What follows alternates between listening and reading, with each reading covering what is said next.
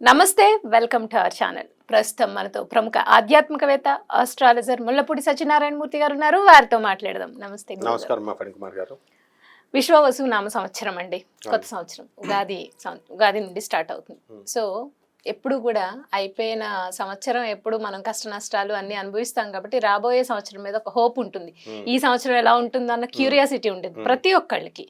So అందుకని మనం విశ్వవసు నామ సంవత్సరంలో ఓవరాల్ గా ఎలా ఉంది, అన్ని రాసుల వారికి అందరికీ ఎలా ఉంది అనేది మాట్లాడుకుని దాంతో పాటుగా రాశి ఫలితాలు కూడా చేద్దామండి. ఫస్ట్ ఓవరాల్ గా మీరు అసలు ఎలా ఉందో చెప్పి తర్వాత మేషరాశి వారికి ఎలా ఉందో చెప్పండి గురుగారు. అలాగే విశ్వావసు నామ సంవత్సరం అంటే అందరికీ సంపదలనిచ్చే సంవత్సరం అని అర్థం. సూపర్. అసలు లాస్ట్ ఇయర్ 2024 సంవత్సరం అంటే క్రోధి నామ సంవత్సరం. అందరూ కోపతాపాలతో కోర్టులకి భార్యాభర్తలు గొడవలు జరిగినాయి. వాళ్ళందరూ ఇప్పుడు రీకన్సిలేషన్కి వచ్చేసి ఈ సంవత్సరంలో 50% ఆఫ్ ద పీపుల్, దంపతులు, కపుల్స్ వీళ్ళంతా కూడా కలిసిపోతారు. 50% ఆఫ్ ద సివిల్ కేసెస్ ఇవన్నీ కూడా ఎవరి పొలాలు వాళ్ళకి వచ్చేయడం, హాస్టల్ కోర్టులో కేసెస్ అయిపోవడం జరుగుతుంది. ఈ సంవత్సరం రాజు సూర్యుడు, మంత్రి చంద్రుడు. కాబట్టి ఇంకేం కావాలి మనకి? రాజు కరుణామయుడై ఉంటాడు. అంటే రవి ఇప్పుడు కూడా స్ట్రిక్ట్ గా ఉంటాడు కానీ లోపల చాలా కరుణ ఉంటుంది. అందువల్లనే ఆ సూర్యనారాయణమూర్తి సింహరాశి వాళ్ళు, వీళ్ళకి ఏంటంటే వాళ్ళని ఎదురించకూడదు మనం. అందువలన ఈ యొక్క సంవత్సరంలో మనము ఎలా ఉంటుంది అంటే రాజు మంచివాడై ఉన్నాడు, మంత్రి చంద్రుడై ఉన్నాడు కాబట్టి, మళ్ళీ సైన్యాధ్యక్షుడు రవి అయి ఉన్నాడు కాబట్టి మనం ఈ సంవత్సరం బ్రహ్మాండంగా ఉంటుంది. భూకంపాలు ఉండవు, అస్సలు ఉండవు. ఏదో చిన్నది ఏ మూలనో ఎప్పుడో వస్తాయి కానీ మేజర్ గా ఉండవు. వర్షాకాలం మనకు రాబోతుంది, పుష్కలమైన వర్షాలు వస్తాయి. ఎందువల్లంటే ఏమండి రవి గట్టిగా ఉన్నాడండి అందుకని రావేమో అండి అనుకుంటారు, కాదు. నెక్స్ట్ ఈ కోర్టు లావాదేవీలు కలిసిపోతారు, విద్యార్థులు తెగ చదువుతారు, విదేశాలకు వెళ్ళేటటువంటి వాళ్ళ సంఖ్య ట్రంప్ వచ్చాడని తగ్గుతుంది అనుకుంటున్నారు కదా, ఏమీ తగ్గదు, పెరుగుతుంది. ఇంకా వీసాలు కూడా వస్తాయి, విదేశ వలసలు ఎక్కువ జరుగుతాయి. అండ్ చేపల రొయ్యల చెరువులు బాగా పెడతారు జనం. ఇంతకుముందు చేపలు టపీమని చచ్చిపోయే రొయ్యలు, ఇప్పుడు అలాంటివి ఉండవు. నెక్స్ట్ రైతులు బ్రహ్మాండమైనటువంటి పంట చేస్తారు, కాస్ట్లీ గ్యాడ్జెట్స్ కొంటారు, ఖరీదైన వస్తువులు ఇళ్లల్లో. అయితే వైవాహిక జీవితాల దగ్గరికి వచ్చేసరికి దాంపత్యం మీద ప్రతి ఒక్కళ్ళు కూడా అసలు ఇది కలియుగం అంటే కామయుగం. ఎక్కువ రొమాన్స్ చేయాలి కానీ ఈ సంవత్సరం దంపతులంతా కూడా కెరీర్ మీద, ఉద్యోగాల మీద దృష్టి పెడతారు. దాంపత్యం తగ్గిపోతుంది. అందువలన సంతానోత్పత్తి తగ్గిపోతుంది ఈ సంవత్సరం, పిల్లల సంతానం మీద అంతా కూడా. అలాగే వృత్తి మీద ఎక్కువ కాన్సన్ట్రేషన్ చేస్తారు. రాజకీయ నాయకులకి కొత్త కొత్త పోస్టులు వస్తాయి, కొత్త కొత్త పార్టీలు పుడతాయి. అలాగే ఇప్పుడు సినీ ప్రముఖులు ఉన్నారు కదా, వీళ్ళంతా కూడా మంచి పేరు తెచ్చుకుంటారు, కొన్ని సినిమాలు హిట్ అవుతాయి, మీడియా రంగంలో అద్భుతాలు సృష్టిస్తారు. అండ్ Y2K వచ్చేసింది, ఇప్పుడు డీక్సీక్ ఇలాంటి సాఫ్ట్వేర్లు వచ్చేసినాయి. అందువలన మనకి ఫ్రీగా మనకి ఈ యొక్క ఆర్టిఫిషియల్ ఇంటెలిజెన్స్ లో మనం అద్భుతాలు సృష్టిస్తాం. అంటే ఫ్రీగా యాప్స్ రాగానే చూస్తారు, ఇంతకు ముందు మనం మినిమం సబ్స్క్రిప్షన్స్ పెట్టి చూడాలి.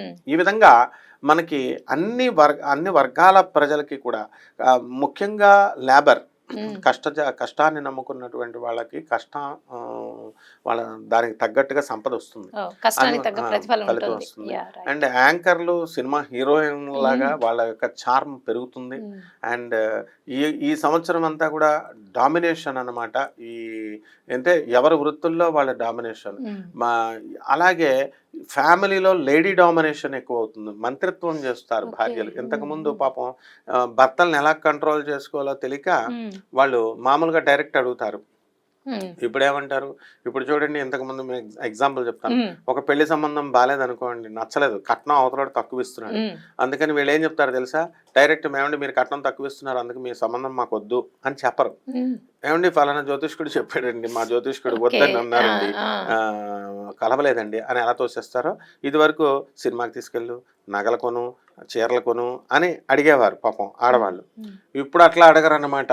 ఇప్పుడు ధనత్రయోదశి వచ్చింది, నువ్వు బంగారం కొనిపెట్టాలా, కుబేర ఇది కొంటే నువ్వు కోటీశ్వరుడు అవుతావు, లేదంటే నీ ఉద్యోగం ఊడిపోతుంది అని ఒక సింపుల్ గా మంత్రిత్వం. చంద్రుడు కదా చెప్పగానే వీడికి నిజంగానే సాఫ్ట్వేర్ రిసెషన్ లో ఉంది, ఎక్కడ ఉద్యోగం ఊడిపోతుందో అని చెప్పి భయం వేసి వీడు కొంటాడు. అలాగే చీరలు, ఒక కొత్త పండగను సృష్టిస్తారు అవసరమైతే.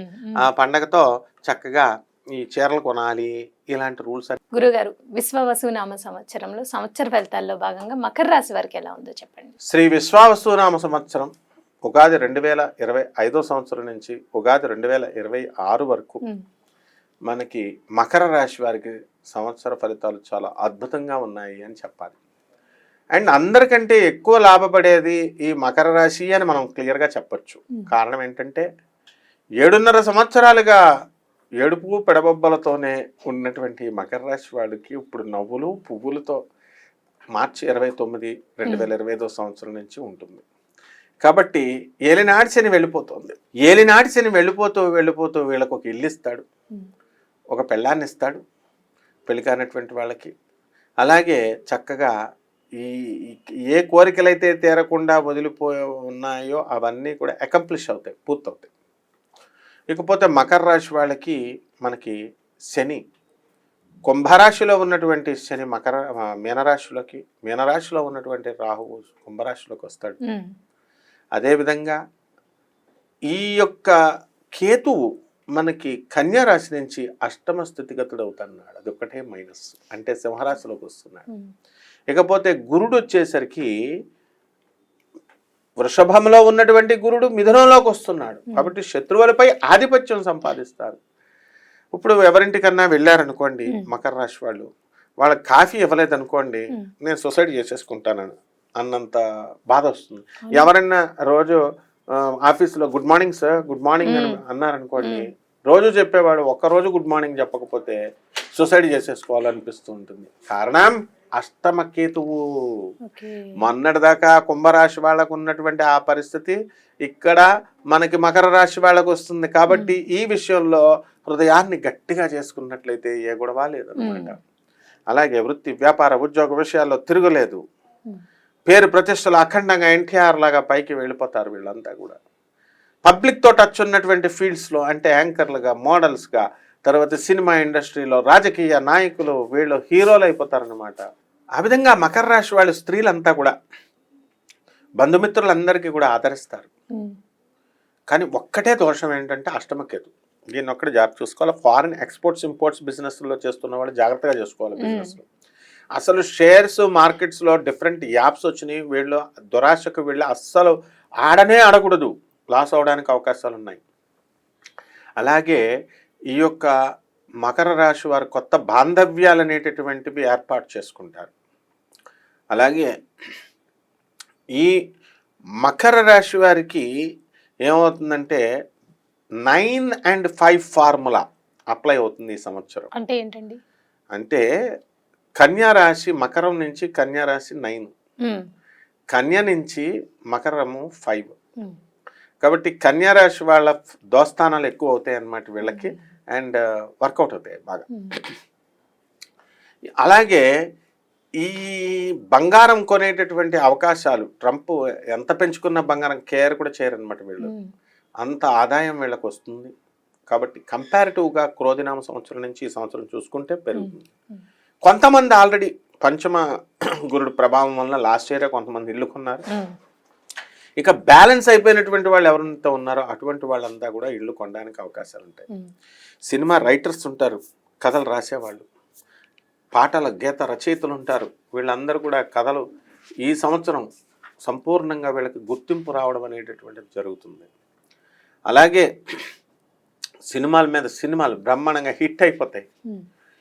హీరోలకి పేరు ప్రతిష్టలు ఎక్కువ వస్తాయి. అలాగే సినీ సంగీత సాహిత్య రంగాలలో ఉన్నటువంటి వాళ్ళు వీళ్ళకి చక్కగా గుర్తింపులు వస్తాయి. జ్యోతిష్కులు మరి కొన్ని సంస్థలు ఉన్నాయి మనకి, డబ్బులు తీసుకొని సన్మానాలు చేసి సర్టిఫికెట్లు ఇచ్చే సంస్థలు, వాటి ద్వారా కొన్ని అవార్డ్స్ అనేటటువంటివి వీళ్ళు మకర రాశి వాళ్ళకి ఆఫర్లు ఇవ్వడం జరుగుతుంది. వీళ్ళు కొనుక్కుంటారు కూడా. ఆ విధంగా ఈ యొక్క మకర రాశి విద్యార్థులు ఎవరైతే ఉన్నారో అటువంటి వాళ్ళంతా కూడా విద్యలో లాస్ట్ ఇయర్తో పోల్చుకుంటే కొంచెం డౌన్ అవడానికి అవకాశం ఉంది. అందుకని జాగ్రత్తలు చదువుకోవాలి. And foreign exports and imports, foreign studies కోసం స్టూడెంట్స్ అంతా ఫారిన్. అలాగే ఇవన్నీ కూడా అవకాశాలు ఎక్కువగా రావడం జరుగుతుంది. వెళ్ళాలనే ఆలోచనలు కూడా వీళ్ళకి దృఢంగా ఉంటాయి. ఉమ్, అలాగే ఫారిన్ కూడా పౌల్ట్రీలు ఉంటాయి, పౌల్ట్రీస్. ఉమ్, అందులో ఆ బిజినెస్ చాలా బాగుంటాయి. ఫారిన్ గుడ్లు పెడతాయి అవి, ఓకే. ఆ పౌల్ట్రీ బిజినెస్లు. ఆ తర్వాత మేకలు, ఇమూ బర్డ్స్, ఉమ్, ఆ తర్వాత టర్కీ కోడులు, ఉమ్, గిన్నె కోడులు, ఇలాంటి అన్నీ కూడా ఫిషరీస్ వ్యాపారాలు బ్రహ్మాండంగా ఉంటాయి. అగ్రికల్చర్ ప్రొడక్ట్స్ బ్రహ్మాండంగా ఉంటాయి. ఈ మకర రాశి వాళ్ళు చాలా తెలివైన వాళ్ళు.